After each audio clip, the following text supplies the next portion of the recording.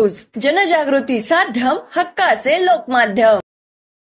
गांधी तीर्थ, निसर्गाच्या सानिध्यात महात्मा गांधींच्या जीवनावरील जगातील पहिले मल्टीमीडिया म्युझियम। आजच भेट द्या गांधी तीर्थ, जैन हिल्स, जळगाव। अधिक माहितीसाठी www.gandhifoundation.net वर विजिट करा।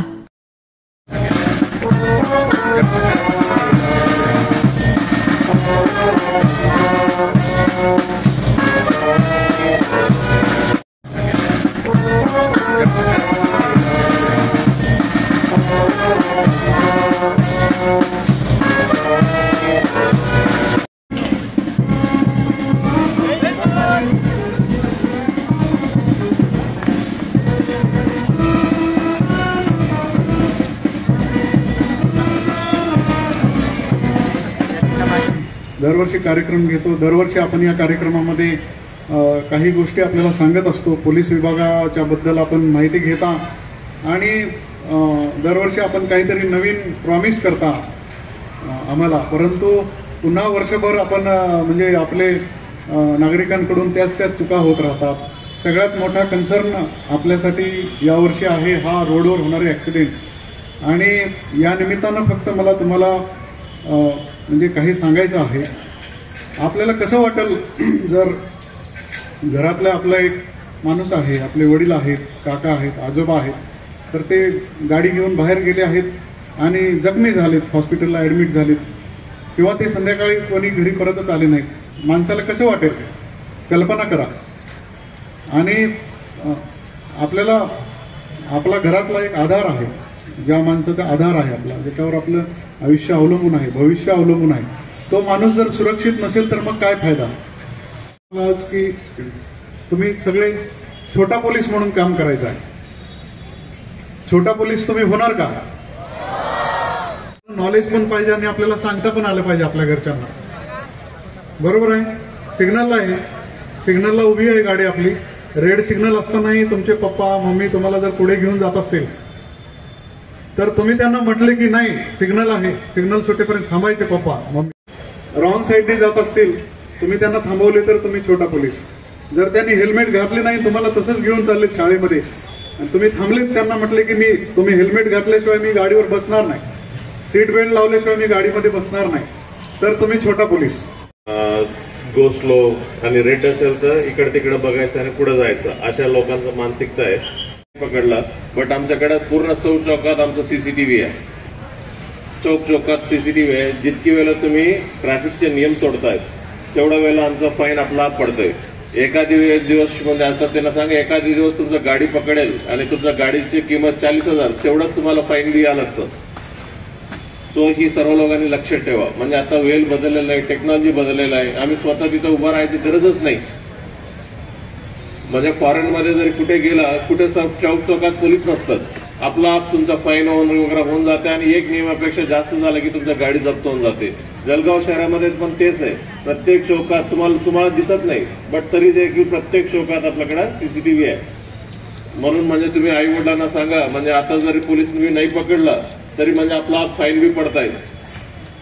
आणि आपला मी नेमका कशासाठी हे सप्ताह म्हणजे पोलीस रेझिंग डे कशासाठी आम्ही साजरा करतायत, या कार्यक्रमामध्ये रेझिंग डे मधले खूप कार्यक्रम रॅलीज करतायत, जे प्रत्येक शाळेमध्ये जाते किंवा पब्लिकला बोलवतायत, म्हणजे काही कंपनीजमध्ये काम करणाऱ्या लोकांनी बोलवताय, काय जनजागृती अभियान लावतायत, आणि आता तुम्हाला मुलांना पण देखील बोलवते। आता म्हणजे बुईसमध्ये कशी दाखवतात ना आम्हाला, म्हणजे काय लोकांनी बटन काढून काही उद्योग काम करतायत, कशा आमचं इम्प्रेशन, कसा पोलीस नेमका कसा आहे, आमचं काय कामगिरी कसं असतं, ही सर्व गोष्टी तुमच्या मनातलं जे काही गैरसमज होतं ही सर्व दूर करण्याच्या हेतून आम्ही तुम्ही सर्व लोकांनी इथं बोलवलेलं आहे। तर सगळ्या सिनियर ऑफिसर्सने तुम्हाला जे आतापर्यंत गायडन्स केलेलं आहे सर एक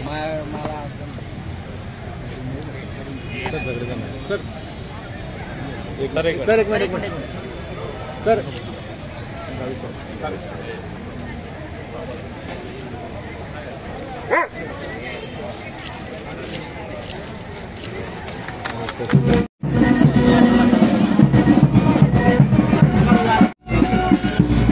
तुमच्या एका फोटोसाठी आमचे बॅनरचं नुकसान नाही।